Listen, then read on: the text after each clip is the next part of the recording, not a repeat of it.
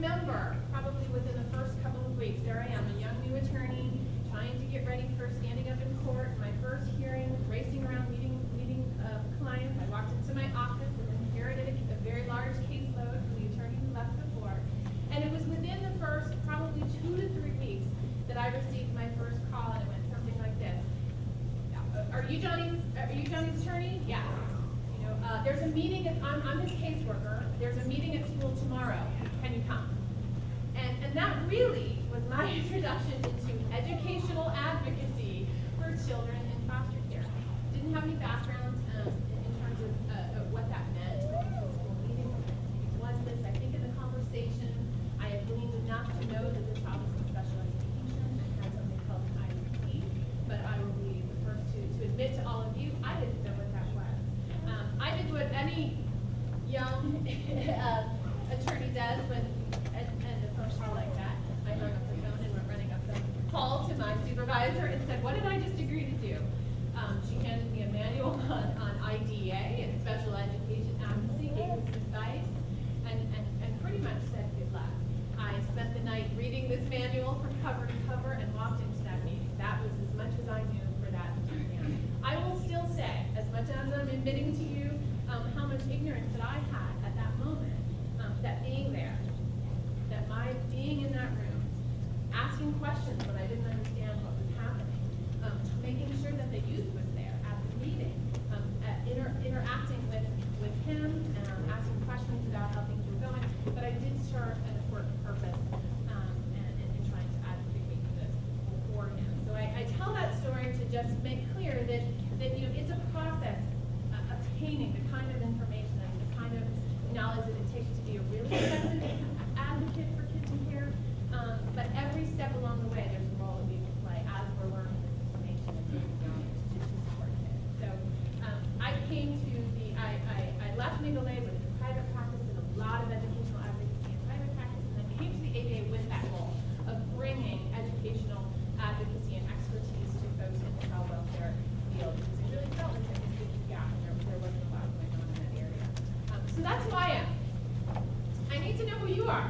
So if I could just see by a raising of hands, I know we have at least one judge in the room, and I was introduced to a second. Do we have any other judges or judicial officers here?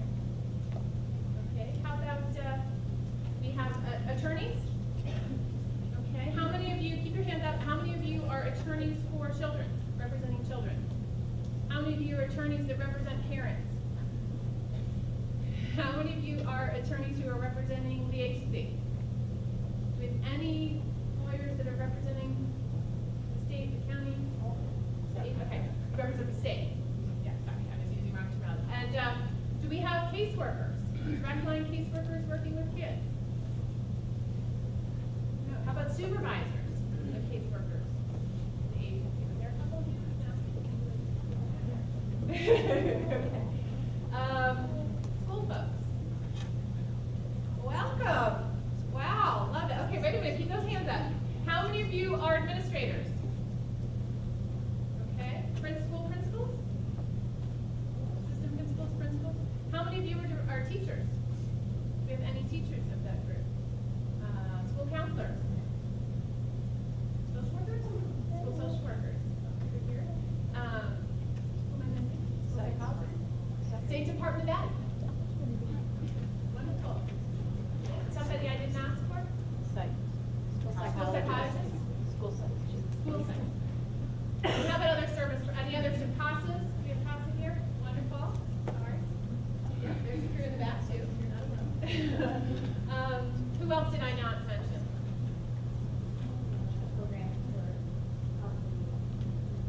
Okay, so a direct service program.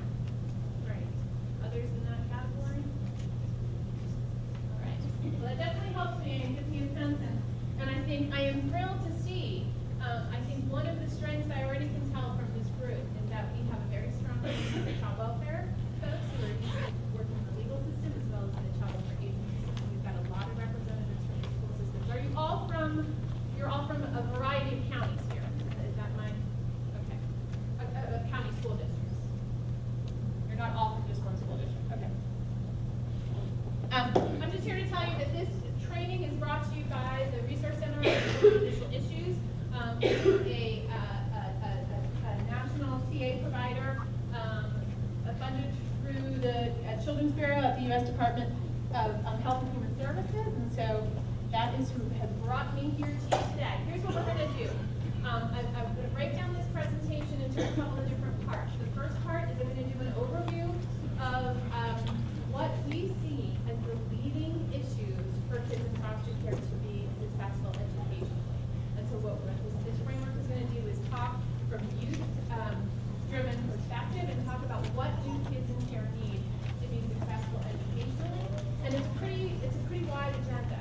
And so then what we're going to do is go into some specific detail. We don't have enough time in 3 hours to talk about all of the pieces of this in the depth that we need to. So we're going to, I pulled out 3 areas that I think are particularly important. One is the topic of school stability and continuity, keeping kids as stable as we can, keeping them enrolled in the same school when we can. If there has to be changes in school, have that be done as seamlessly as possible. We're going to talk a lot about that. We're going to talk about special education a little bit, but more specifically, special education, IDA is a huge topic. You can go to week-long conferences and not learn everything that you need to do about IDA and special ed. But the piece that I'm going to talk to this group about is very specific to kids in foster care, and that is who is making the legal education decisions when a child is in foster care. If we haven't figured that out, it is very difficult for us to move forward in all the advocacy that needs to be done within the special education system. And then we're going to talk, hopefully if we don't run out of time, generally about information sharing. Who can share what information with whom? We have a lot all over the country. Talk about education won't give us that information. We're not allowed to share with child welfare isn't allowed to release some information. So we're gonna try to debunk some myths about what kind of information can be shared and really talk about privacy issues for children and families at the same time as we talk about ways to overcome some of the confidentiality barriers to make sure we're all serving kids and families. That's not too big an agenda, right? Okay, so I came to the ABA basically 8 years ago, interested in this topic, wanting to do more, but it has only been in the past 3 years that I've been able to launch a specific project targeted on education for kids in foster care. We call it the Legal Center for Foster Care and Education. We receive support from Casey Family Programs, and as of this year, we're receiving some support from Annie B. Casey Foundation. So we are a large in spirit, small in funding project that really tries to put out as much information to all of you around these topics. If there's nothing else you walk away from today that I'm going to tell you and talk to you, I want you to remember this website. We are truly trying to collect and provide as much user-friendly information as we can. We have resources on our website that are geared to judges and lawyers, that are geared to teachers and school staff, that are geared to child welfare agencies. We want to hear from you. We have a network, a listserv, specifically focusing on these issues where you can pose questions, you can brag and tell us something wonderful going on in Nebraska, or you can contact us to talk about issues and brainstorm solutions. One of the first things we did in setting up this project was we spent an entire year working with advocates from around the country, working with national organizations who represent all different stakeholders. We worked with National CASA, National Foster Parents Association, the National Council of Juvenile Family Court Judges. We're part of a national working group, Child Welfare League of America, at developing a framework from which we could move forward with this project. And the framework is what we call the Blueprint for Change. And what we did was identify 8 major goals for youth, as well as 56 benchmarks, sort of sub-goals within each of those categories, that if we were to really be addressing what children and youth need to achieve educational success, if we were addressing these 56 areas, we'd be very far ahead in trying to meet those needs. You have a copy of those goals and benchmarks in your materials. Everything is downloadable online, including a version of that sheet that you can magnify a little bit, because if anybody else's eyes are starting to lose it like mine, it's very dense, the sheet that you have in there. But it gives you a sense of the topics and areas that we're trying to cover. The purpose of this is to really, we have issue, there were so many people involved. So it is really a challenge to start thinking about these issues. And there was a real push when we created this blueprint that when we started identifying goals, it was people wanted to say, schools have to do this, child welfare agencies have to do that. While there is a really critical need to identify responsibilities in each of these areas, what this framework did is first let's identify what youth need. Then we figure out how each of our agencies can work together to achieve those different goals. And so we've had states who have taken, actually Nebraska is one of them, who at least your state child welfare agency has sort of adopted these 8 goals as the 8 goals around education. And these are the kinds of things that we can encourage. Courts can look at them and think about, you can use them in direct advocacy and say, okay, for this child, have we addressed all these different areas? You can think about them if you're at the state level and thinking about system reform efforts. Do we have something in place that talks about all our different issues? What were we trying to address in identifying these goals and benchmarks? Well, I think if you're here and doing the work that you're doing, I don't think you need me here to tell you what some of those issues are. Your experience in the kids that you work with. Lack of placement stability. By definition, when kids come into foster care, it's an impermanent time of their lives. We're trying to achieve permanency for kids in care. We're trying to unify families, or if that's not possible, find a permanent placement as quickly as possible, either through adoption, placement with a relative. But during that period of time when children are in care, particularly during that initial 3 months, 6 months, there's a lot of instability for kids. And the goal of the child welfare system is to decrease, to make that instability as minimal as possible. But the reality is there still is a lot of instability during that period of time. There might be emergencies. The child might come into care. The education folks here, I think it's important. Kids come into care and with no notice, an emergent situation, and they must be placed. So our child welfare agencies try to place them in somewhere where they can be for a long period of time. Sometimes that's not possible. Sometimes they're placed in a very short-term placement, within a week, perhaps with a relative, right, or someone else, or other resources. Sometimes the relative who's agreed to take the child in maybe didn't realize all that was involved, and so perhaps that placement doesn't work out. So I think that a lot can be done, and child welfare agencies are being mandated to try to decrease the number of living placement changes that children in care experience. The reality is that happens for our kids for a whole variety of reasons, and that certainly makes keeping school stable a challenge. Delays in enrollment. We certainly hear when kids change schools, and this isn't unique to Nebraska, it is happening here, but we hear about days, we hear about weeks, and we hear about months. We were just talking to a young lady last night that's getting ready to testify for Congress next week, and she talks about an entire year she was out of school during, this was many years ago, a solid 10 years ago. But I think that the reality is that there are major delays for children accessing education when they're in care. Special education, we're going to talk about that. The national statistics are a little weak in this area. What we know from a lot of regional data is that somewhere between 40 and 60% of kids in foster care are receiving special education services. That's far higher than the general population. So far more kids in foster care are receiving special ed. There are 2 issues. Those of you with how many of you educators do you have a special ed background? Anyone here? Oh, wonderful. Very good. So we've got both sides of the coin here for our kids in care. We've got over-identification. We've got kids who have experienced high rates of trauma. They're coming from abuse and neglect situations, and at times they're being identified and placed into special education when there is no real disability that's warranting that kind of identification. We also have kids who have significant disabilities that because of the mobility and because of a whole host of issues have never been identified and have not entered and are not receiving special ed services. So over-identification, under-identification, both issues. So what are our goals? I mentioned staying in the same school.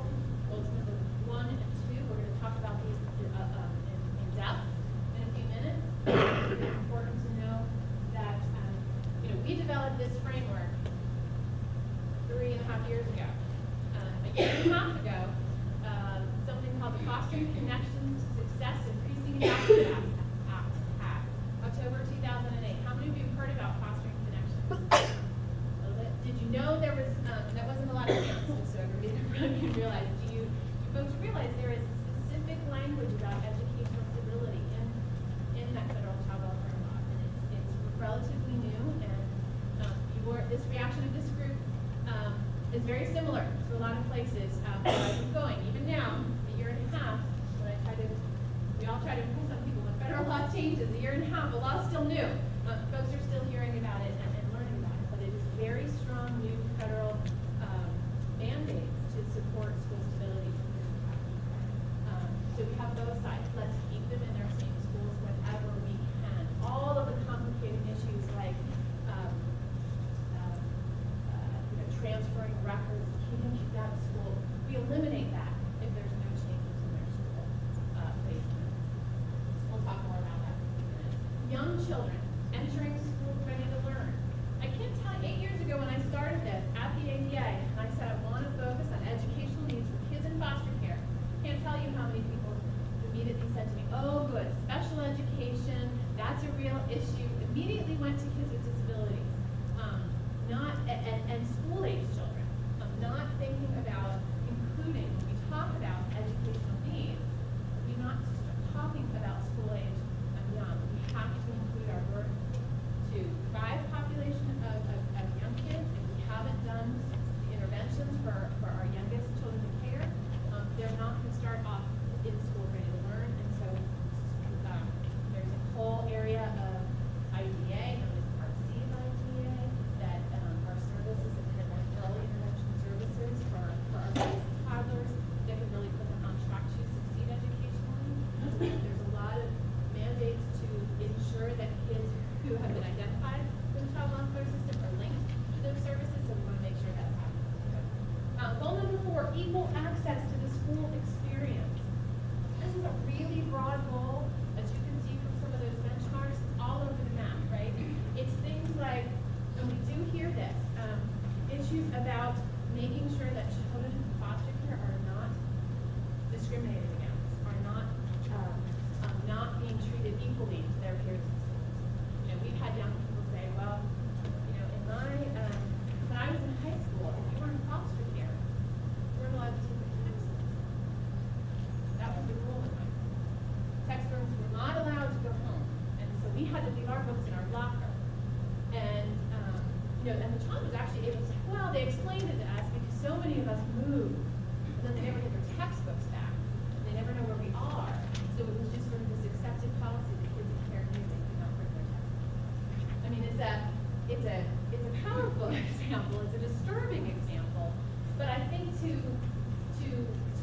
I think we have made some progress in this area, but there is always more to do in terms of cross-educating between education and child welfare, making sure we all understand what's going on for our young people, and just making sure that they're on sort of equal footing as their fellow students. I think the other piece is not just about making sure that there aren't things that kids in care aren't entitled to. It's about saying these are kids who are at risk for educational failure. These are kids who've experienced abuse and neglect. And really what we want to do as child welfare advocates is to reach out to our education partners and say, we really need some extra services for these kids. We need to surround these kids with supports, maybe even extra supports. Maybe it means that kids in care get bumped to the top of the list for an extra program or after school service or those kinds of things, because these kids are the ones perhaps most at need. And so how to do that, how to build those relationships across agencies is really critical. Equal access to the school experience is both academic and non-academic. And especially if I don't think we have a youth here today, but whenever we involve youth in these educational training, sure they're talking about their academics, but they're also talking about their school experiences or their lack of school experience, of access to school experiences. It didn't have to do with the classroom. And but I'm known to say it's my favorite memory. I was a good student, but my favorite memory from school wasn't math class. It was all of those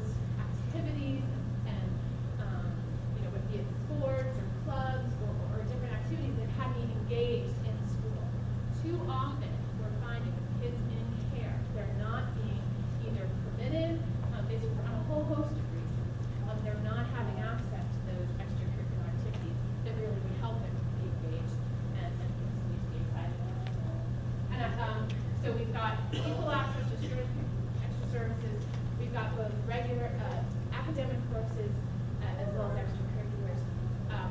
For all of these, you might notice none of these goals specifically spell out kids with disabilities and special education. And so we need here both general education as well as special education services. We can't forget that there's a significant amount of our kids who aren't in special ed but need some additional support as well. And we didn't include special ed as a separate goal intentionally. But we really want to read this whole framework to include every one of these goals has some added layers and added nuances for kids who also have disabilities. We want to make sure that those get called out for everything. Dropout, truancy, disciplinary actions. The statistics really do spell out for us pretty. Suddenly realized the slides are. Sorry, I'm sitting here acting like this is the only slide that we have.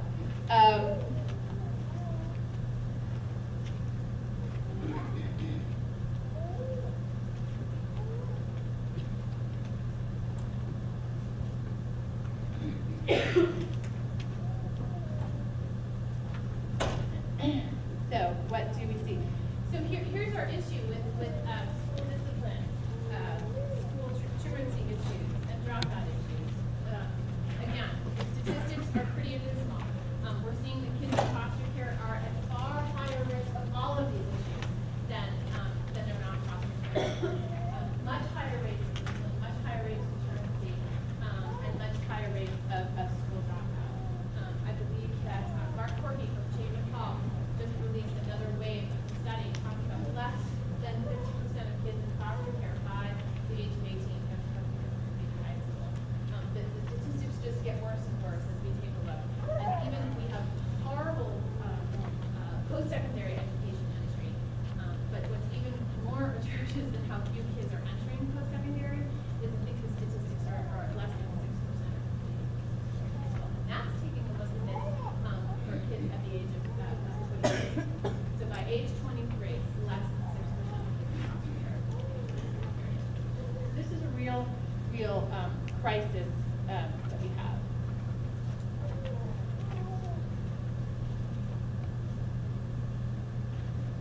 I think the challenge with goal 5 is a lot of times I view these symptoms, the symptoms of everything else we talked about. When I look at these high rates of dropout, we talk to young people and they tell us, well, I had a young man at a hearing at a training recently. I said, how many schools did you attend? And he said, well, I attended 5 different high schools freshman year. And then, it really took me back because I thought we all thought we were going to say 5 different high schools over your high school experience. It's pretty challenging to make that many 5 changes over 4 years. He made 5 high school changes during freshman year. He kept going, and I don't remember the numbers he said. This was a young man who was on track to graduate. He was well over the age of 18, and he was graduating that year. But the point being, it is. I think it is the rare young person who can go through that many changes and still succeed. And so when we're saying, why do we have high dropout rates, looking at from a separate lens of why don't we have better advocacy, why aren't we making sure our kids with disabilities are getting the services they need, what can we do about keeping schools stable, and not looking, looking at issues of truancy and dropout and discipline as if they are separate from everything that we're talking about can be challenging.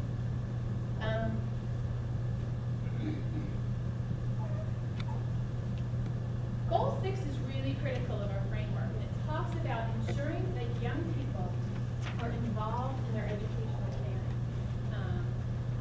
And I think that for those of us involved in the child welfare system, we've been hearing for quite some time this emphasis about making sure that kids' voices are heard within their child welfare case plan, kids' voices are heard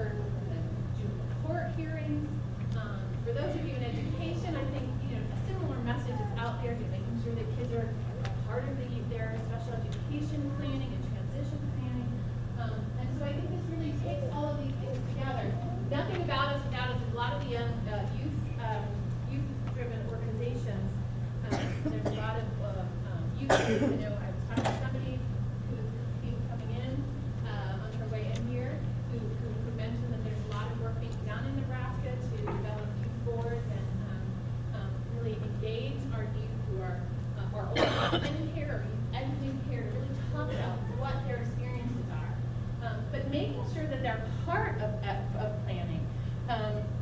Making sure we know what they're, have we talked to them about who are those possible resources in your life that might enable you to stay in the school you're so successful in. Nobody's asking young people those questions. And a lot of times when I talk to you, you say, did it ever occur to you you could have stayed in that school you were even so relevant? Nobody ever told me that was even possible. Would you like to stay? Oh, yeah, of course I would have. But it wasn't in the scope to say that might be possible. We can't always make it happen. I don't want to make it sound like keeping kids in their same school is something that's easy. But it is something that needs to be thought about and work to think about whether or not it's possible and whether or not it's in the child's best interest.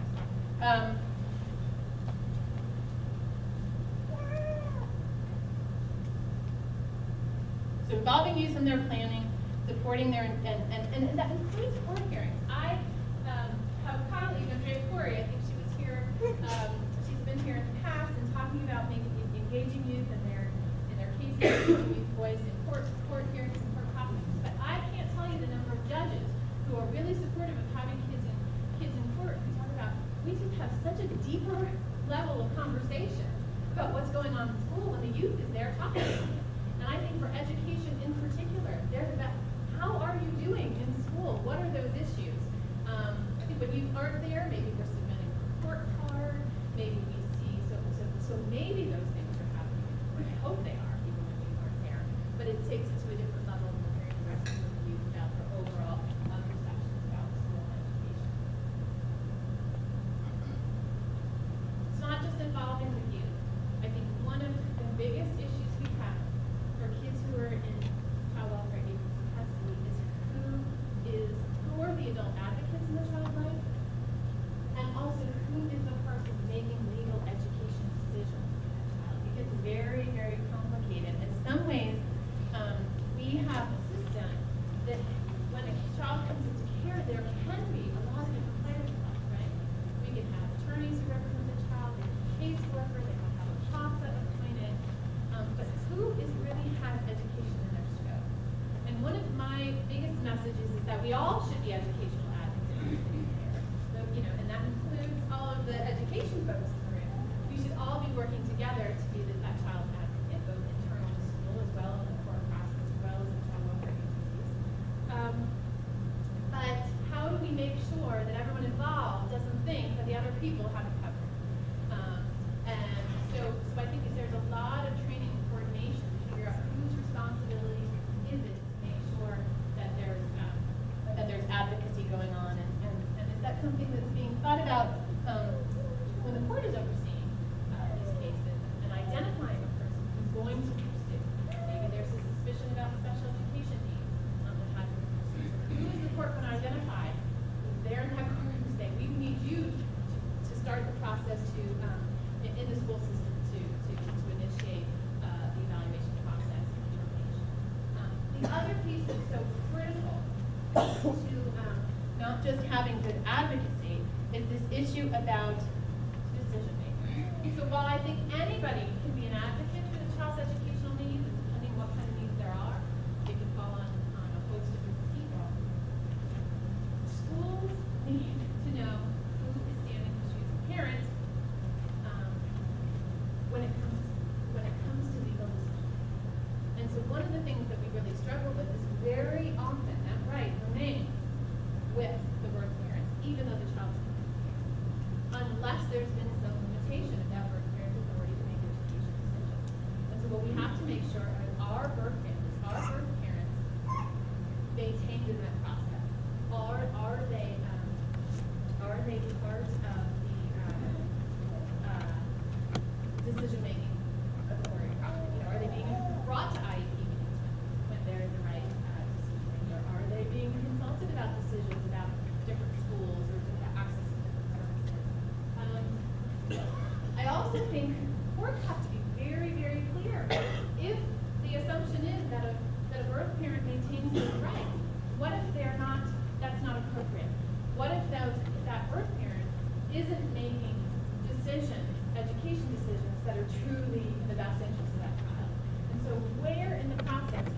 courts limit birth parents' education decision-making authority? And when can they help identify somebody else who can? This is true. We're going to talk a lot about IDA and special ed because there's some very unique rules around special ed decision-making. We use surrogate parents, right? Is everybody familiar with surrogate parent appointments? There's also a very complex definition of who we viewed as the parent under special ed, but these issues are equally important for general education decisions. When a caseworker enrolls a child in school, who is the emergency contact person? Who is the school? Who have they given the school as emergency contact person? Is it the state agency? Is it the foster parents? Is it the birth parent who they still have legal ed rights? And how are we making that clear as a school book? And finally, goal 8, and I touched on this already a little bit, is, we aren't done if we've achieved secondary education success for kids.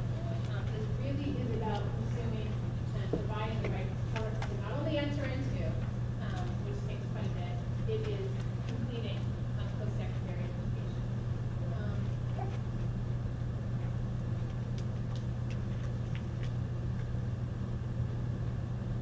What are those reasons? Lack of financial resources. There was just a big summit that was held in New York City last week talking about this issue of extending foster care to up through to the age of 18. The Foster Connections Act has now told states that they are able to opt in to extend FORI eligibility for children between the ages of 18 and 21. And I know here in Nebraska, FORI eligibility jurisdiction ends at 19. But one of the big changes that came is this ability to extend that care through the age of 21. When we talk to these young people who, we all think back to our own experiences, right? I know that my parents at 18, I guess they had just started college. But if the door closed to my parents' house at 18, but they got me into the door, helped me fill out all my paperwork, and that was the end of their support, would I have made it through 4 years of secondary education? I didn't have abuse and neglect history in my past. I didn't have some of the experiences that these kids have. I'm not sure I would have made it through 4 years if I didn't have any additional support. So I think we have to really think realistically. Turning off our support at 18, should we be surprised about the statistics that we're seeing?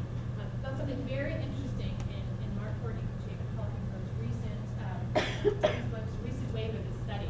He's a Midwest study, so he's comparing 3 states. It's Wisconsin, Iowa, and Illinois. And Illinois was the one state that extends care all the way to 21, and Iowa and Wisconsin both end care at 18.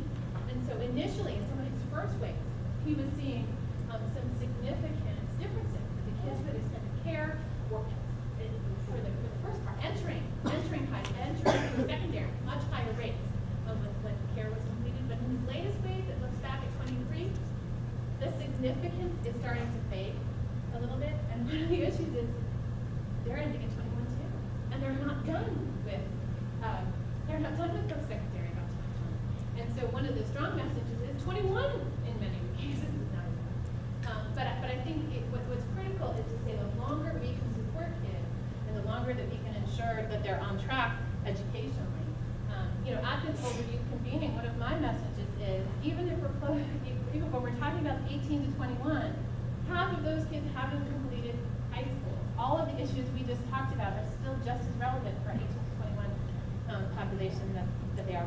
Too often we're hearing folks talk about older youth and immediately talking about higher ed, and I just don't think it's safe to move there that quickly. Okay, that was a lot.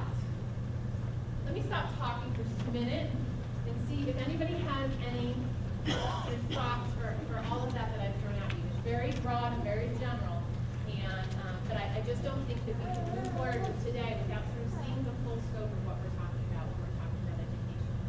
We're going to talk a lot about school stability. School stability alone is not going to have kids or achieve educational success, but it's an important critical piece.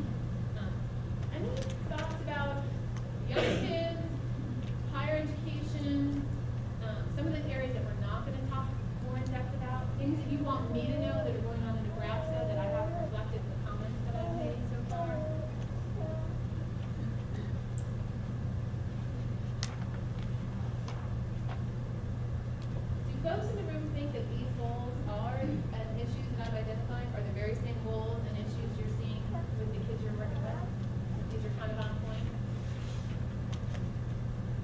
there's a lot of things that are out there. For higher education, we don't have time to talk about it, but there are, education and training vouchers. School folks, any of the school folks ever heard of ETV, education and training vouchers? It's interesting. There's so much crossover here, but sometimes there's not great cross information sharing. ETVs are it passed through child welfare federal law. It is $5,000 per year per child who either exited care at 18 or were adopted or now entered guardianship by the age of 16 are eligible in addition to any other financial aid or financial assistance. So there's some additional financial support to make it feasible for kids in care to pursue higher education. There also have been some major changes to the Higher Education Act that help to spell out and clarify. The other thing we hear a ton from people who are using care is that filling out those FAFSA forms. Oh my gosh. My sister-in-law was just doing it with my niece, and I thought she was going to lose her mind. And I think for kids in care, often they're doing this by themselves. They're completing these forms and applications with no help or support. And so on the FAFSA, there is specific language that says, kids in foster care and who have been adopted over the age of 13 can be considered an independent student. And they've made some changes to the language to try to help make that clearer. It used to say, if you're a ward of the court, use this language.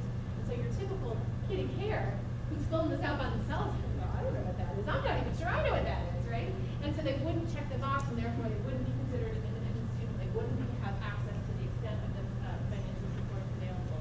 So there's a lot of information and resources out there around these issues. We don't have time to talk about all of that today, but it certainly is an area that I think is really critical. And for child welfare folks who are nodding and saying, you know about this, make sure the school guidance counselors and the school social and the folks that are talking about planning, and hopefully, well before a senior year in high school, right, that we're talking about this early on, and that they know about this support specifically for kids in care, so they can help us send the message to you. Yes, go ahead. Oh, yes. Oh, good, yes. You there? Is there a website that they can go to access that information? About the higher ed piece? Yes. And when you say they? Anybody. Anybody. The kids that need it. Yeah. Yeah. Or the adults I that are again would helping. point everybody, my one, if you take nothing away, come to our website. We have a lot of the links to Okay. those higher education resources on our webpage. I've got it started. And also, if you don't find what you're looking for, email me. So that's your second takeaway. If something that I've talked about, you can't find it, contact me and I'll help you find it. Yeah, I just wanted to say that in Nebraska, it's all handled by the same place, and I am kind of memory impaired, so I can't come up with it, but it's the Great Plains. And they presented on this 2 weeks ago in Hastings and Lincoln at your college.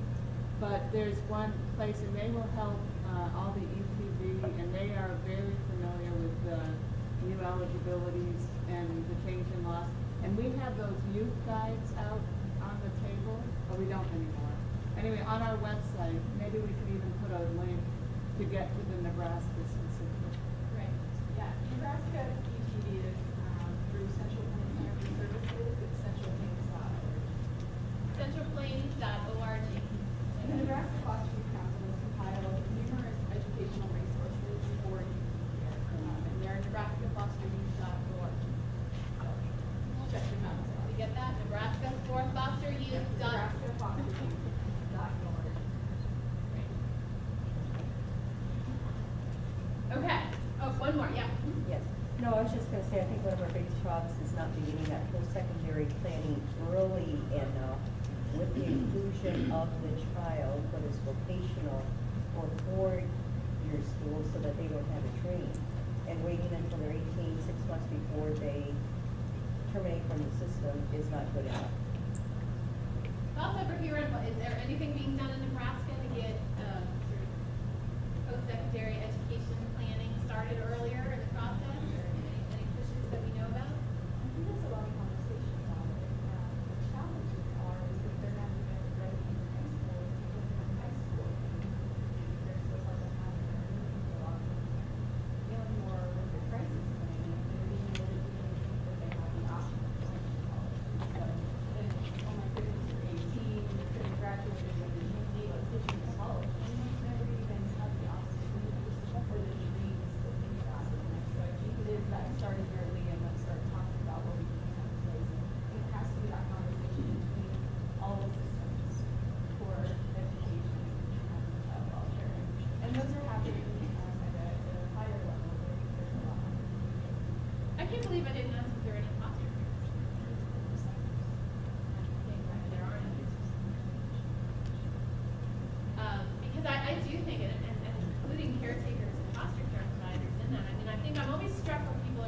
identify this age where we need to start thinking about, having post-secondary be a possibility. I mean, for those of you who are parents of kids in college, what was the age that you started talking to your kids about college? Was there an age? My kindergartner says to me, "Mommy, I'm going to go to," she's about to enter kindergarten, and she says to me, I want to go to college to be a ballerina." Okay, just to be clear, but I don't even know where I can't point to something I've said or somebody else has said that made me say that. It's just something that's part of it. How are we ensuring that kids in care are having that same kind of subliminal message constantly sent to them that yes, this could be a possibility? And I think it's challenging because there are so many struggles, and yet it's even that much more critical because there are so many struggles. If our middle schoolers knew education, that there were some higher goals, does that help in terms of keeping them engaged and on track? Yes, it does. All the educators are going to know that's true. How do we overcome some of these additional obstacles we have with kids who've got these abuse substances to make sure that it's being embraced even harder? So I think those are great questions. Anything else before we move to our next?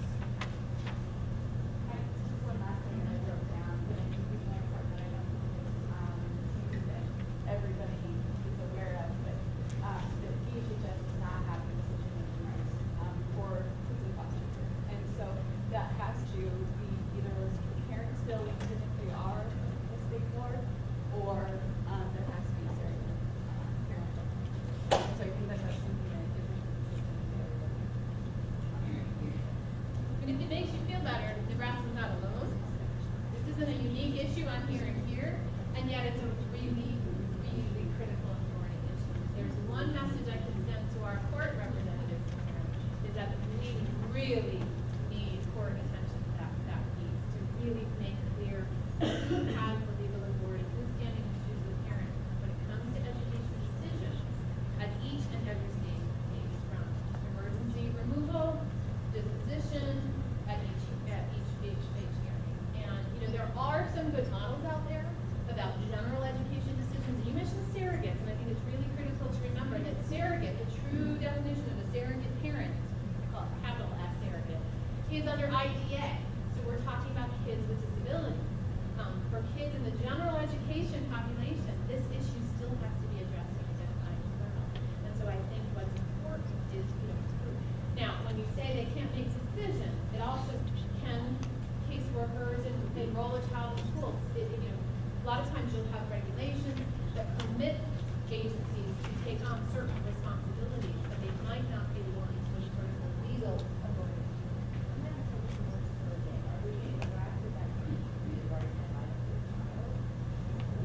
So when I use the word surrogate parent, I'm talking about something very specific. We're going to talk about it after we talk about responsibility, but it's a specific terminology used in IDA, Individual Disability Education Act, which is specific to children who have disabilities that impact on their ability to learn, who receive services from the school.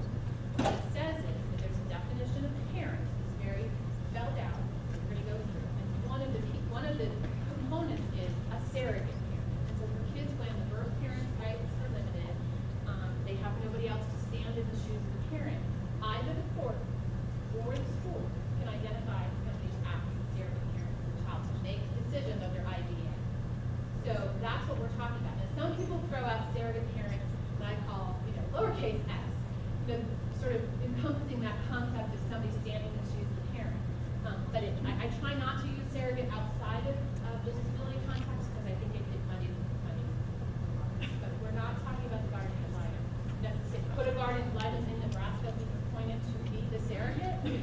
Doesn't happen. Vicky's shaking her head no, and I always defer to Vicky on important legal matters in Nebraska. Go ahead. Well, not having a law degree makes me comfortable in saying, no, but I thought that the IDA surrogate can't be a government employee. It can't be somebody who has care, responsibility for the care and education of the child. So it can't be an education employee. It cannot be the caseworker. caseworker cannot sign IEPs on behalf of children in foster care. They can never be viewed as the parents. They can sign an IEP as their attendant. I encourage caseworkers to be invited to be participants in a meeting, to provide their input. Often they know a lot about the kids. Caseworkers are not the legal parent and should not be viewed as a parent for purposes of signing IEP. Federal law is very clear about that. I get the very heated discussions at the breaks from caseworkers who come, why not?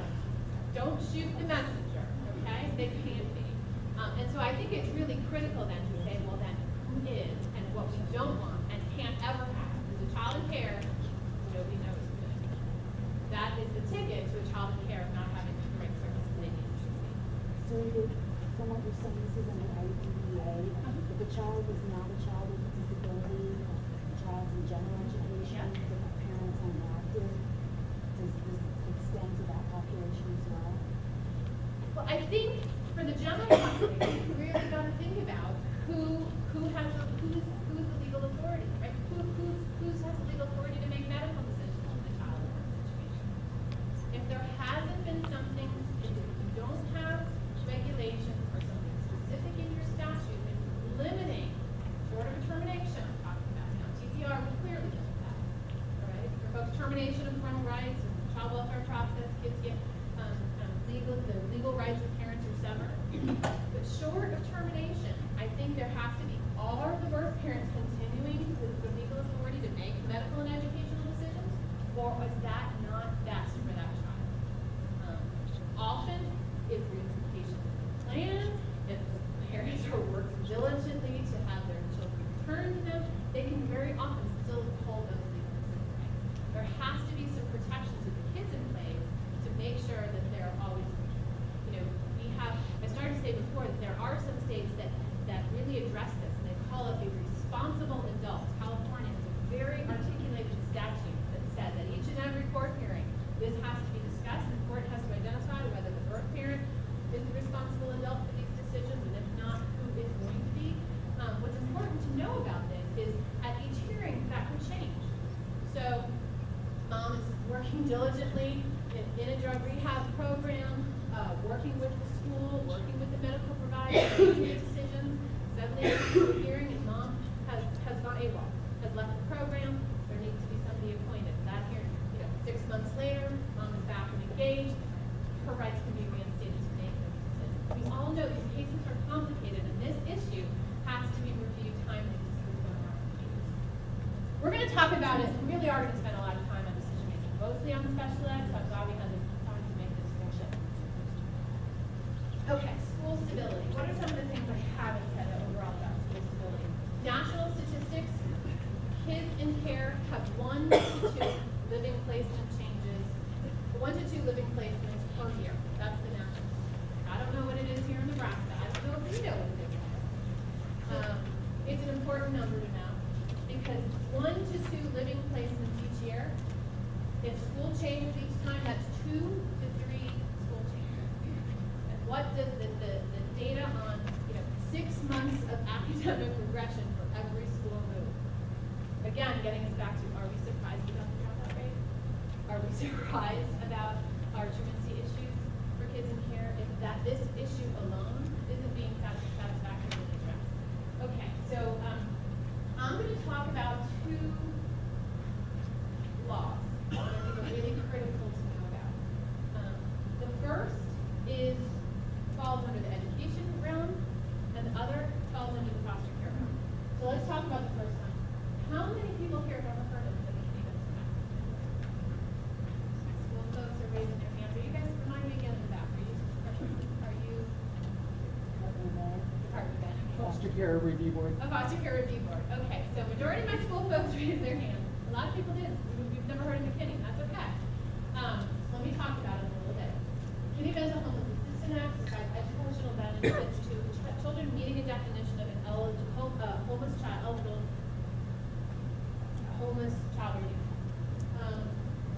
including the right to remain in the same school of origin, feasible, immediate enrollment, and very interestingly, within the school, there is a very intricate there's a requirement that every state has a state coordinator as well as a local liaison for every school district. Anybody here that McKinney has a local liaison? You are the local liaison for which school? The gentleman behind you raises his hand. Sorry to put you on the spot. Which school district? Okay, great. Okay, so there is a state coordinator at your state level. There are a person identified to be your local McKinney-Vento liaison at every local school district to serve and implement this act related to children who meet a definition of homeless child and youth. We're all looking and saying, that's great. And yes, many of our kids in foster care, if they exit at 18 or 19, are exiting into homelessness, right? So those, and haven't finished high school, so those clearly fall into your count. Also within McKinney are children living in shelters, transitional facilities. So sometimes our kids, we like to think we can find foster homes and appropriate permanent, but kids living in shelters, so a child in foster care could be living in shelters. But what's interesting about McKinney that has created a lot of conversation everywhere is their inclusion of this phrase, children awaiting foster care placement, also is included in the definition of homeless child. What was that?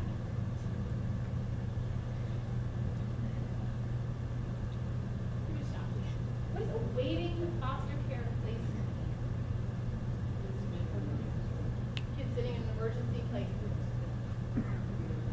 Could be there for months, but it's an emergency placement intended, you know, by the definition, it's intended to be short-term. This isn't a long-term decision for a child. What else? This is the fun part. We don't have a definition. Did I say that? So you get to think outside the box. How do you awaiting foster care placement? I would hope it would be broad enough to be awaiting any out-of-home placement. Awaiting any out-of-home placement.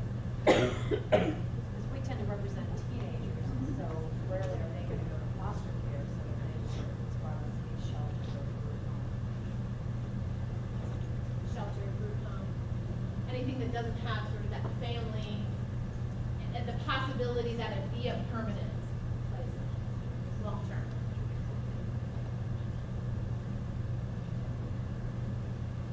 Well, anybody else?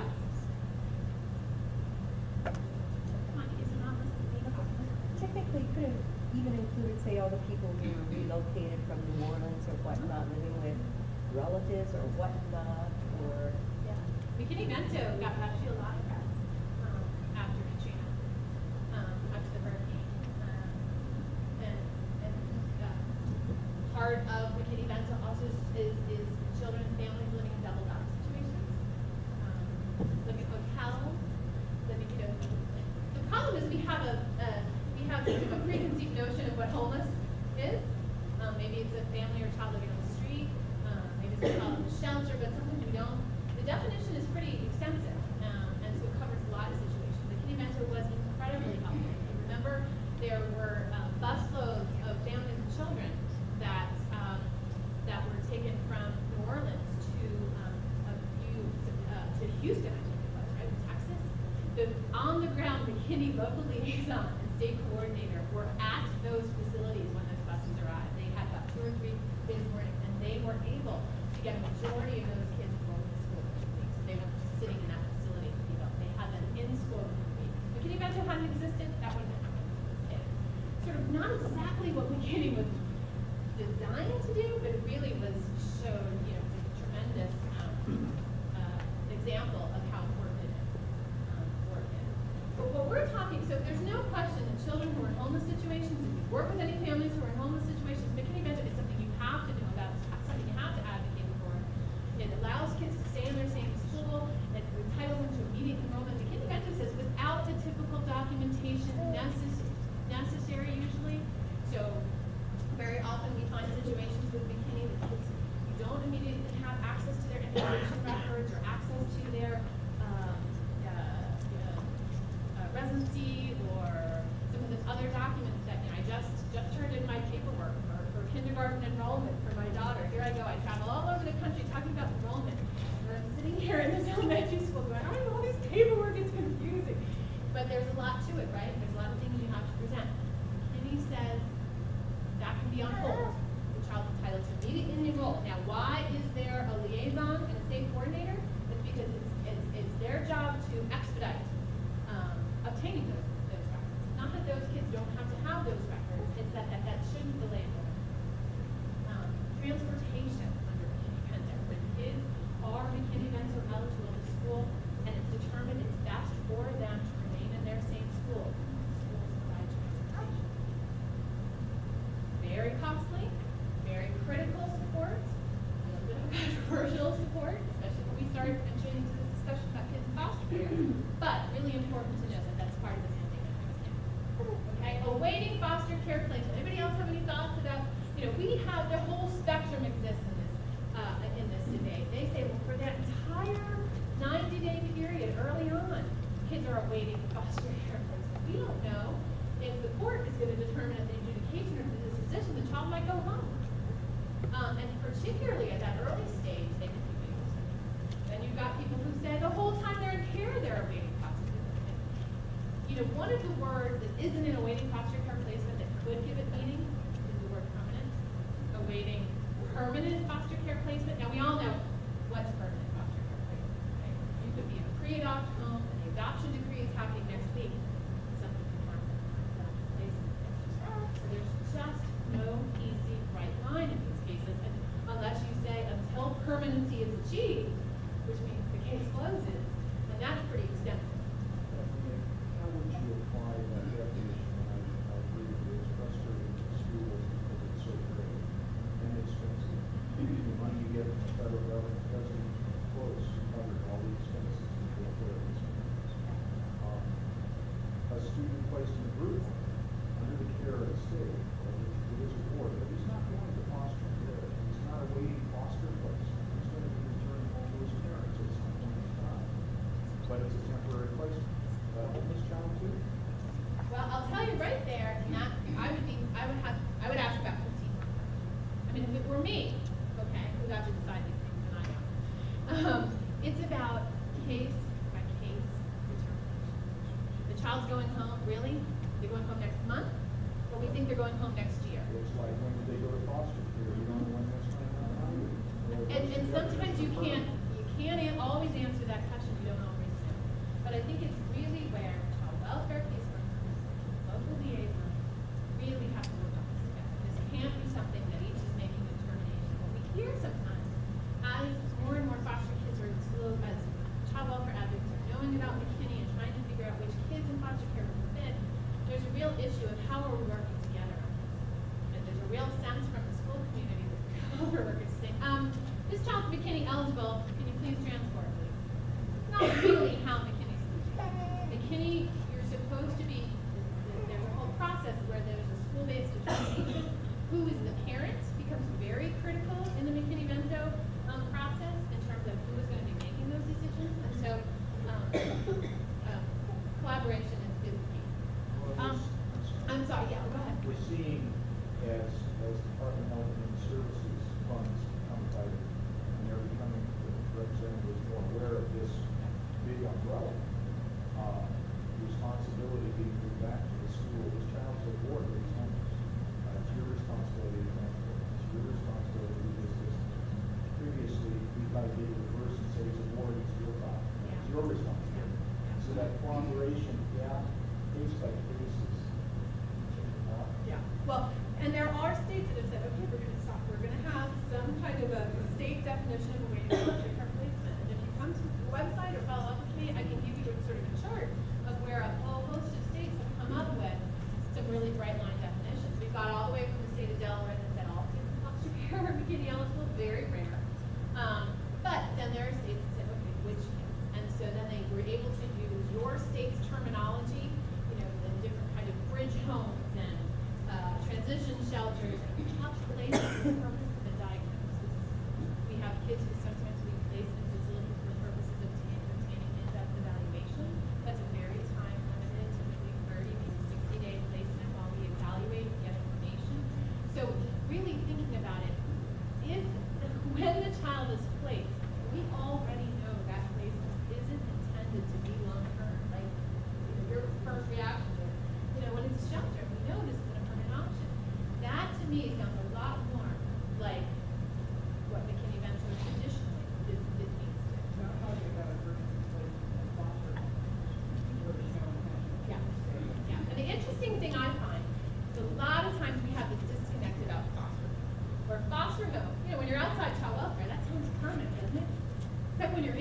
or some foster homes are permanent, and some are that the child is disrupted from a placement at 4 o'clock on Friday afternoon, and the caseworker was on the phone for 2 hours, calling in every favor she could find, every caretaker in town, to say, can you take this child for me? I have nowhere else for them to go. They're going to end up at the shelter. Please, please, please. And foster mom says, I'll do it for a week. You got to find something permanent for this child. That happens. That happens. And so, yes, it might look from a school perspective to be a foster home, but it's not. Okay, so you're talking about school board, that's 3 years out in CPR and 6 years old. Well, under McKinney-Vento, there is a very specific definition of school board. And then, listen, we're gonna take 2 more minutes, and I'll answer that question, and then I want to move on to fostering connections, because I think really what I want this group to talk about is the 2 of them together. So, school of origin is the school the child was attending when first experiencing homelessness, so McKinney eligibility, or the school where the child was last enrolled. So it's one or the other. So for a child in foster care, if their eligibility is because of awaiting foster care, so it could be the school the child was attending when they entered care. Let's say they came into care, right, and placed in a foster home 3 towns over. They were on a bus. It would have been a 2-hour bus ride. This area that we're talking about, but let's just for purposes of this, right? So, and maybe nobody even thought about it, but the child was enrolled in school B. So, was attending school A, removed from their parents, placed in a foster home, a good distance away, re-enrolled in school B. Within that week or 2, agency realizes that Aunt Susie, who lives in school district C, that happens to be much closer to school district A, the child then moves there. Okay? In terms of what is school of origin, the issue could be, where should the child go? Does the child have to be re-enrolled in C? Would be where they would be immediately enrolled. But the school of origin could be A or B. Now, that scenario I just said begs the question is the child McKinney eligible to do that in the first place? And if Aunt Susie is viewed as a more permanent resource for the child, possible that the child might not be. Might be. Maybe adjudication hearing hasn't even happened yet, so the child might be going home. There's a lot of reasons why it could be a determination. They could have that choice in the school board. Does everybody follow that? Okay. I've put up here, we really talked about, I think another important factor is, 1 is eligibility. Is a child eligible under McKinney-Vento? Number 2 is, there still is a best interest determination under McKinney-Vento. So you still have to figure out what's best. Stay in the school, stay in their same school, or be immediately enrolled in a new one. We're going to talk about that more because there's, and here is your state coordinator's information is right here. We have a local coordinator here who's adding a lot to the conversation, but we're going to move on. So if this were 2 years ago, McKinney-Vento would be all I have to talk about. And I know it didn't serve all kids in foster care, and I know for most states McKinney couldn't serve all kids in foster care. And so then we'd just be strategizing how could we do it for all kids? Because regardless of how you define awaiting foster care placement, what segment of kids in care, it is my very strong belief that all kids in foster care need compassion. They all do until they reach permanency. And so how do you do that? And so one very interesting thing happened when Foster Connections was passed, and that was that there was some really good language, I think, that supports school stability for children care that is now embedded in child welfare law. And so let's talk about it. The first, the child's case plan must include assurances that the placement of a child in foster care takes into account the appropriateness of the current education setting and the proximity to the school in which the child is enrolled at the time of placement. That second part takes into consideration the proximity of the school of origin. That has been in place in Title 4E. This has been a requirement on all states and in case plans for a long time. Whenever child welfare agencies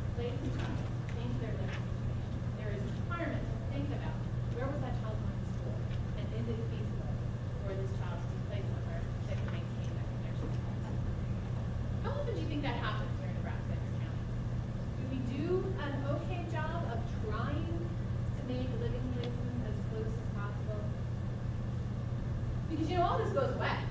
If you find that foster home up the street from where they're removed from, right, there's no issue of which school to go to, it's just where they would naturally feed into. It takes the issue away. Well, the statute in Nebraska, at the same time, is altered at least to say they must remain in the school of origin when they're placed in foster care, unless determined by the court or the individual responsible. So, and it used to be just the opposite. Right. They moved to a foster home, they were placed in that school, unless you decided to keep them back where they started. Now it's reversed. Well, even People are slowly tracking. Right, and the next part, the part that was changed in your statute is coming, because it passed before the federal law passed, but it mirrors what the federal law requires. But this is, I'm one step before that, because and I think it's important for the child welfare folks to realize that we don't even get to which school is school of origin. Do we keep them in their school of origin with transportation, or do we roll in a new school if they're still living in that school? And this is where recruitment, retention issues of foster parents and caretakers within school district boundaries becomes critical. We've got a lot of states that have started taking this seriously. There's this G mapping, any child welfare agency folks know what I'm talking about, where that you can really plot out where are our kids being removed from, and they sort of put this map, this grid map with the school district lines, and where are we placing them. They can determine, where our highest area of need to recruit. A lot of targeted recruitment can start happening. We can work with our school partners to help us recruit folks to keep kids in the same school districts. I mean, there's a lot of different things that are going on just around that issue. I think the new word in this piece is the word appropriate. I'm not a lawyer, and I like to analyze federal laws for each every nuance, but I do think there is sort of thinking, and appropriate will come up again when we see the language for immediate enrollment. But it is not just that kids in foster care must be enrolled in a school. If they have to be enrolled in the right school. But we've got to, as child welfare advocates, and the courts and agencies, we've got to be paying attention. Is this the right program? Is this program meeting their needs? Just like we would do as any parent would do for a child. So lots of issues to address in getting fostering connections, implement recruitment efforts, collaboration between schools and child welfare. How do we figure out if the school is appropriate for a child? I have a lot of child welfare. We don't have a lot of agency caseworkers, like caseworkers here. But what are we supposed to be? What tools are out there to help us analyze whether or not a school is the right place, and who do they need to work with? So let's move on to the next part. Okay, so this is still fostering connections. Let me also make the point. These are changes to federal 4E case plan requirements. Case plan requirements, even though they're in 4E, are required for all kids in foster care, not just 4E eligible kids, just in case anybody's wondering about that. Okay, so if you're talking about case plan requirements, because of a whole lot of cross-referencing in federal law, all case plan, every child who's in state custody has to have a case plan, so these requirements are necessary. Case plan must ensure that the state or local child welfare agency has coordinated with appropriate LEA to ensure that the child remains enrolled in the school in which the child is enrolled by your person. And then it goes on to say, unless moving to the child's best interest, and then we talk about it. Just stick to this too. And then I put up here your provision, right? That this gentleman was just talking about, which actually passed before the Nebraska clairvoyant, right? Which says really the same thing. Child must attend the same school as prior to foster care placement unless the person in charge determines such school did not meet that. So it's really a huge, huge culture shift. I think one of your points was, I'm finding a lot that one of the barriers to implementing this is that there's a lot of states out there with these very strict residency laws, that there was a whole wave, maybe a decade or 2 decades ago, because the issue then was, when children were placed in foster homes, those new school districts were saying, they're not our kids, we won't enroll them. So there's a whole lot of states that had residency laws in the books that really was mandating, yes, that the child is considered a resident of their foster home. So kind of you have to let them in. Well, now when we're looking at this from the lens of let's not always assume that a move is good, they're saying, but the law says that they're residents of that new school. Do you see what I'm saying? So there's a lot of competing issues. We want both to be true. We want there to be a really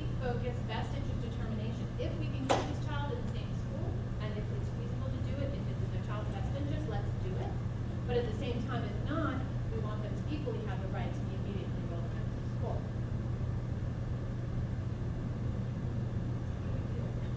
What is this best interest information? What are some of the things that we need to look at? One of the materials we put in the packet is a school selection brief that we put together, and this is going to come as a shock to some of the school folks in the room. We borrowed heavily from some resources that are used to help advise the beginning Bento folks on how to make best interest determinations. There's some unique things to think about when we talk about the kid foster care. So some of the things, how old is the child? What are the child's ties to that school? Have they been there for 2 weeks, or have they been there for 3 years? They're graduating every year. Where are the child's siblings? Is the child placed with their siblings? Is school maybe the only place where they'll have access and contact on a regular basis to their siblings? What's the permanency plan? Is the permanency plan reunification, and the school that would continue the school of origin is where mom, dad are continuing to live and reside, and hopefully they'll be returned to? And so there's a whole host of different things. How is the child doing in that school to begin with? What were some of the issues that brought the child into care? Were any of them issues at school? As much as I am a strong proponent of keeping kids in their same school, there's some kids who want, who either had a terrible experience, peer issues, maybe everything that had been going on at home, the abuse and neglect, became very public at the school, and they're embarrassed. We have a lot of issues around that, and they want a fresh start. So what does the child want? And where are their people?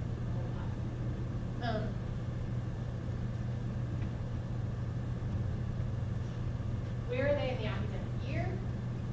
Where are they in the semester? I mean, unless you've addressed credit transfers, graduation requirements across districts, which are a whole another level of complicated issues. Is there a way in doing this and timing this that's going to make it so this child isn't even further behind because everyone has credits because it's the middle of the semester and middle of the year? Commutes, everyone wants to focus commutes the first year every time. How many? Well, commute and age and developmental level of the child is not just age, right? A 17-year-old who has two more months before they graduate from the school they've attended for their entire high school, might be amazed how many hours they're willing to spend on a bus or in some kind of promoted public transportation, or how many different public transportation modes they're willing to do to have that stability. Versus, I am hearing the opposite, everything's swing, pendulum swing, right? So I'm hearing people say, well, they just put a kindergartner in a cab for an hour and a half because they said they had to keep them in the same school. Nothing about these new laws says we throw common sense out the window, right? I mean, I think, some of this is, work with us here, work with us. We're not trying to force and mandate something to a best interest allows us to have that discretion to really think about what this kid needs.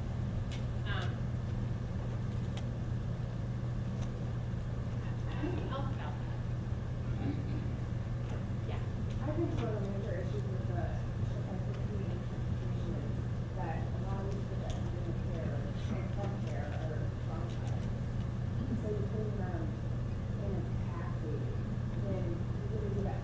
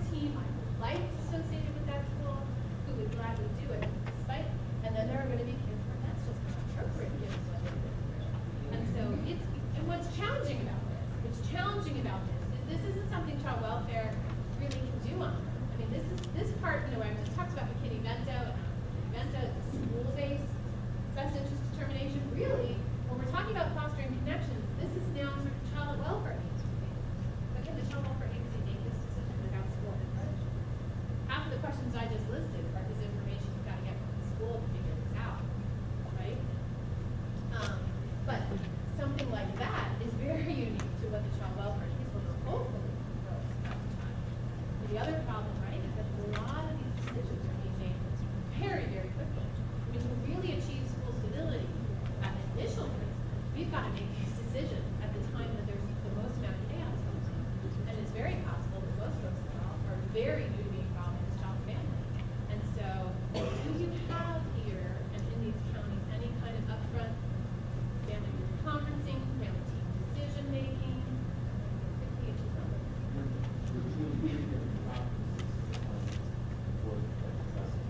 There are, in Sarpy County, there are, yep. Pre-hearing conference that takes place immediately before the testing hearing, in which some of those issues are discussed. And, School placement issues are discussed, yeah, all this? I don't always working with them. I don't consider those, but obviously, Okay. I think that they are discussed regularly. So. I mean, if they're not discussed regularly, maybe that, that this is something to put on the, that is absolutely, I think, a perfect system approach where these issues fit nicely. And not only are they discussed, but is education ever stable at those meetings? Are they invited to participate? This is really a case, it's not more of a. It's not a plan, it's really what you need to do. Okay. Has anybody at that pre-hearing conference had time to have outreach to the schools to actually know about?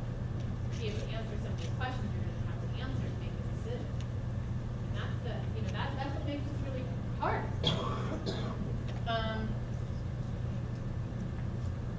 Other thoughts? We're going to talk about immediate enrollment next. So if remaining in the same school is not in the best interest, 2.5-hour cab ride, emotional trauma, needs a fresh structure, anything that we've talked about. Fostering connections and assurances by the state agency and local education agency provide, and the local education agency, interesting, to provide an immediate and appropriate enrollment in a new school with all the education records of the child provided in the school. So there is now immediate enrollment. What does immediate mean? What does it mean in McKinney-Vento? Right now. I know. Everyone says, let's define immediate. I don't know if you get better than immediate. Personally, I think immediate is really strong. I think immediate is really strong. When people want to start putting numbers on it, I think it immediately takes away the emphasis of immediate. But that's just me. I think immediate is pretty good. But yeah, so you've got all these who makes the best decision. Let's go back to, right, enrolling or not enrolling. This goes back to our whole issue of who is the parent and legal decision maker, not special ed, not talking about surrogates, not talking about IDA. We're talking about fostering connections. Who ultimately makes the decision? You know what happens to child welfare cases, right? Caseworker says, I think they should enroll at foster mom says, I would like them to enroll the school up the street where I know all the teachers and my 2 other children go to that school, and I've got a young child, I have a toddler in my home, and if you say that they're going to go to that other school, and then you're going to ask me if I can drive them across town to and from school with traffic, and this is, no, I want them to go here. And then you've got maybe child or birth mom says, no, I want them to stay where they were. And the caseworker, or who knows where they fall down on that, maybe there's a CASA in there, but who makes the decision? That isn't something I think that's the answer to fostering connections needs to. There are some state level models before fostering connections. We talked about it. Some of them put it in the hands of the court to be sort of the decider. Everybody dukes it out and makes the court decide who moves it best. Others, I think where it's shaping up is that the child welfare agency sort of makes that decision. But then is there going to be some kind of a dispute process within the child welfare agency, kind of like McKinney has in the school side, if folks disagree with that decision, how that can play out? But then you have, so the child welfare agency makes the decision and then says, okay, school, immediately enroll. What's going to happen on the school side? We have issues? I think there's a lot of pieces to implementing some of these pieces. This is mandated collaboration between 2 agencies. And I can almost guarantee you, I didn't ask the question. I asked how many of you know about McKinney-Vento, the educators raised their hand. How many of you heard of Fostering Connections? I'm pretty sure. Was there any educator in this room that ever heard of Fostering Connections before they stepped into the room? One of them? Good. But not many of you.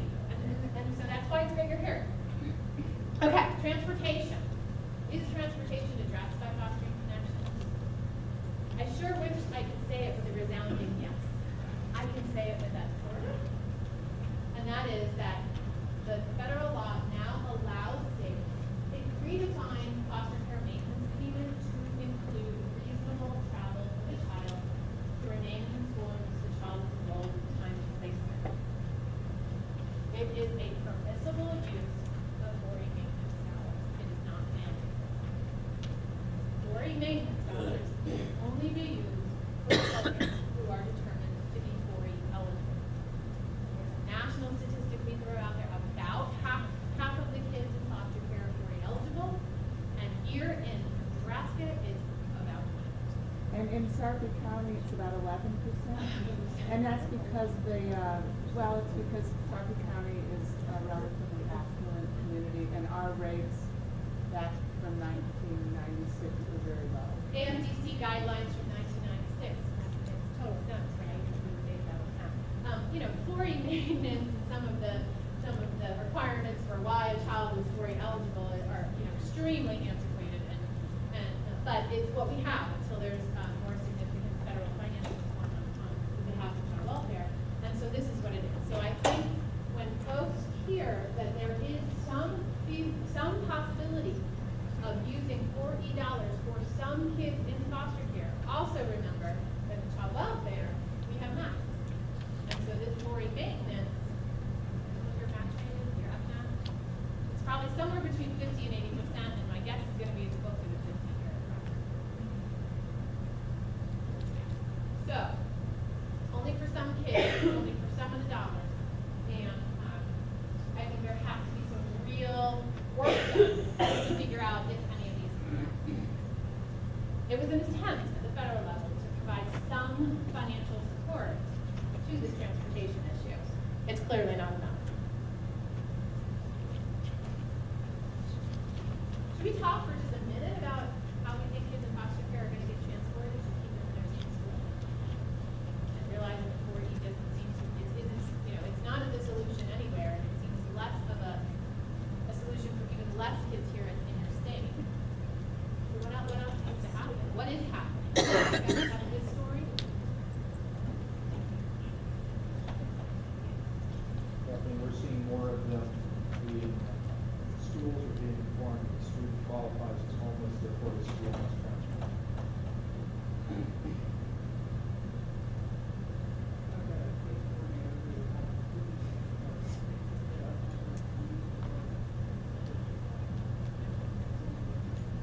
Case coordinator who drives the kids to and from school. How about your foster care providers?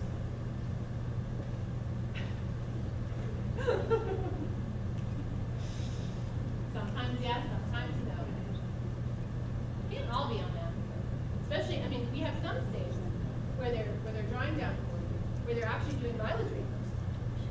And they're putting it into the contracts for foster care providers and saying, if you take this child, it's determined they have to stay in the same school, you're going to be responsible for transport. But we're also going to give you a mileage reimbursement to support that transportation, in addition to your typical foster care payment. And there have been some communities that have had success with it. Yes.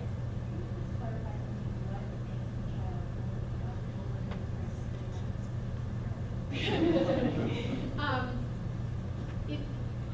There's a whole host of criteria that a child has to use. The one that everyone was just talking about is the income eligibility of the family, but it's based on AFDC, Aid to Families with Dependent Children, which doesn't even exist anymore, grades from 1996.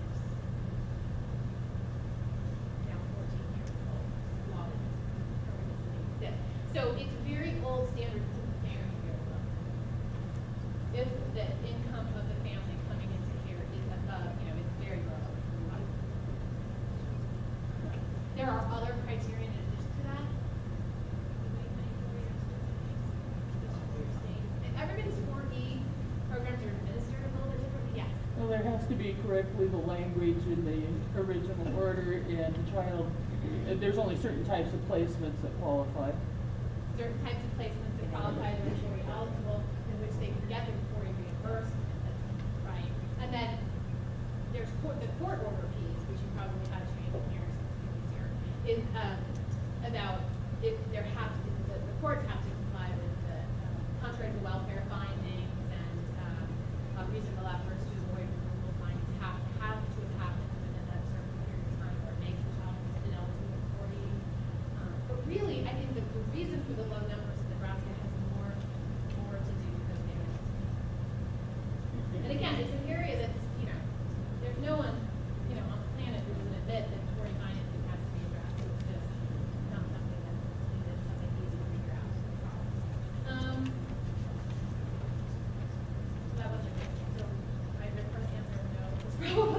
accurate one, but it's sort of one of those things that just is, whether a child is or isn't.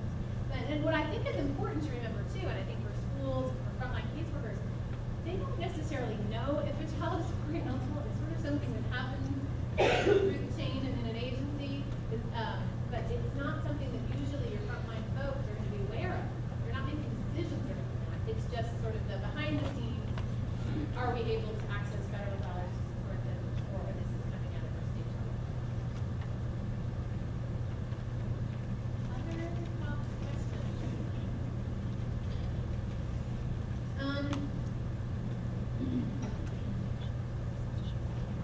Okay. A couple other things that changed with fostering connection. Those were all of our case plan changes and requirements.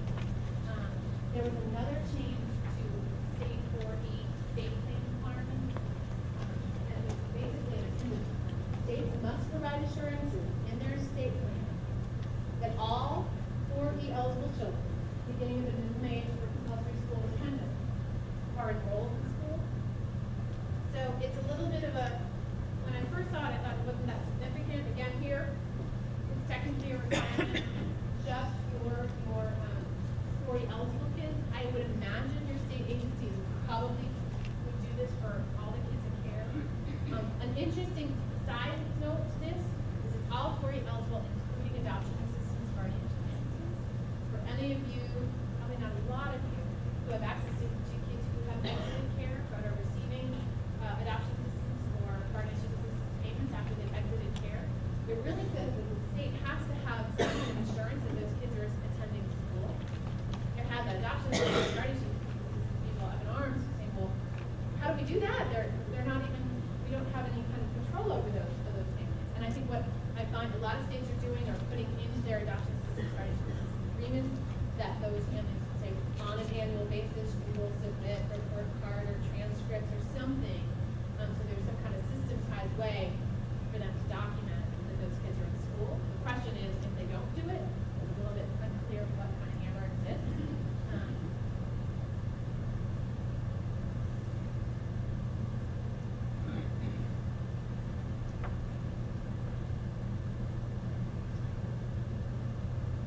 There's a couple of other pieces to fostering connections for you just to know about. There's a new transition plan. I would prefer to do what's called exit plan because it's a 90 days before a child exits care. There must be a plan in place.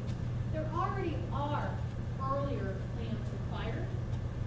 Earlier independent living planning required to begin at 14 or 16, by the age of 14, or between the age of 14 and 16, to make sure that the child's on track with everything. But this is a new requirement that specifically talks about a look within the last 90 days to make sure we have a system where these kids are exiting care that has to include their education piece.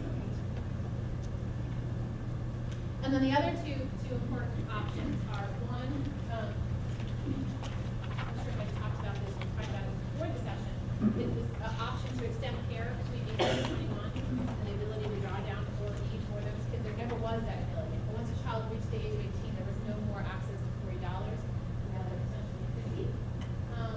Also, the ETVs that we mentioned earlier, prior to fostering connections, there was language that said children adopted over the age of 16 were also eligible for ETVs, specifically to address, we were hearing a lot, that some of the educational support was actually acting as a disincentive for older youth adoptions. Certainly not something we want to do.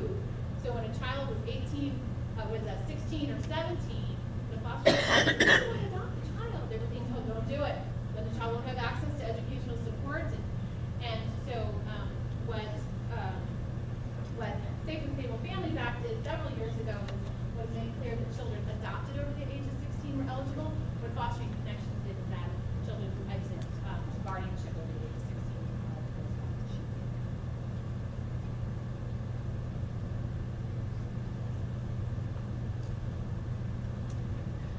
I think it's just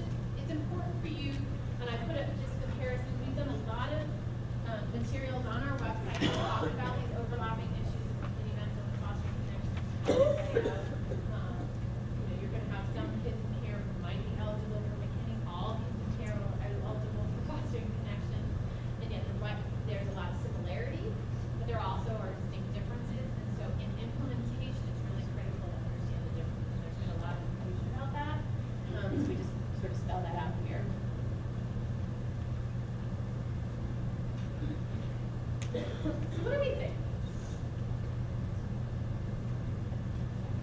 Are there certain things that this, folks have a lot to think about here, or are we concerned by anything we just presented? There's been some, I think, really positive sort of side conversations and whispering discussions going on. I'm hoping what that means is folks are working on their little to-do lists for when they get back to the office, for things to maybe pursue or look into or think about. Anybody want to share something that they've thought based on this information and what needs to happen? I think one thing that when you asked about transportation in the last slide, which was prior to this meeting, we didn't start in Douglas County only in this state, it only applies to these two counties. The open enrollment law that allows kids to transfer from any school building to another building, any school district to another district. If a child is approved under open enrollment and they qualify for career reduced or low income benefit, the school building receiving that district must provide transportation. So there's a window there, and it gets complicated, there's other strings attached, but it might apply to a child who is being moved from this school to that school, from parent to foster or something along that line. That depends on people, but it would provide transportation where the others would not. It only applies to those two counties. When you say there's a window, you mean a time window? There are some time limits, there's some application limits, but there's also individual districts who create their own hardship rules that Okay. can go over those limits. Okay. So it'll vary, but it's Yeah. worth asking. And then they get close real quickly, you don't know, but it's at least an avenue. No, I think it's a great one, and I think especially if there is hardship or some, the problem with these cases, as we all know, is things don't fit neatly, right, into timelines. When a child can be removed from home in September or October, November, at any time. And so,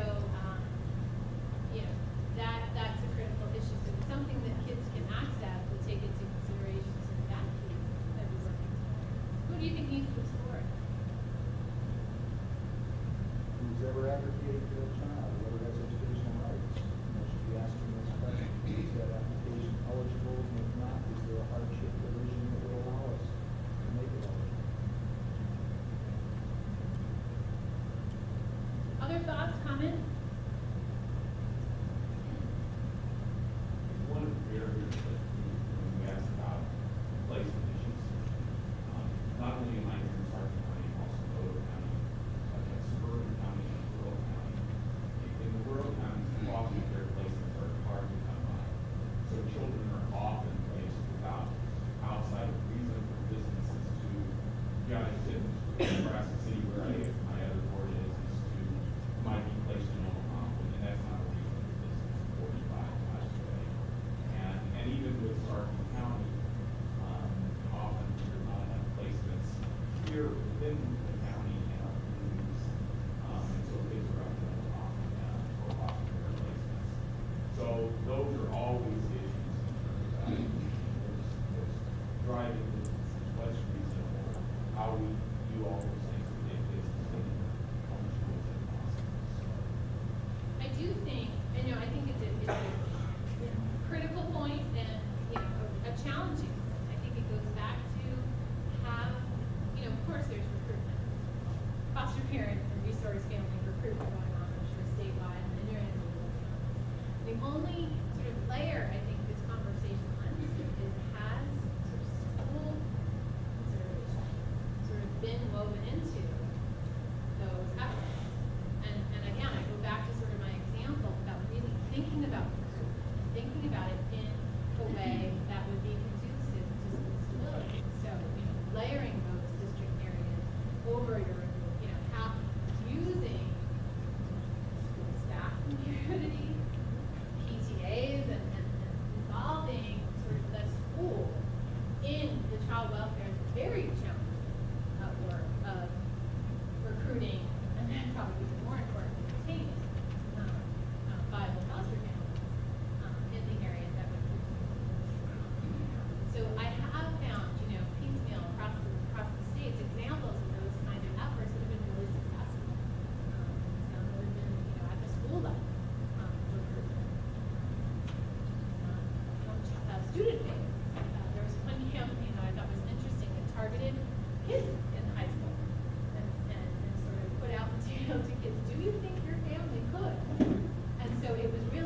negotiating through the students to go home and talk to their families and say, what do you think? There seems to be a need, you know, sort of an interesting practice how it's sort of led by students.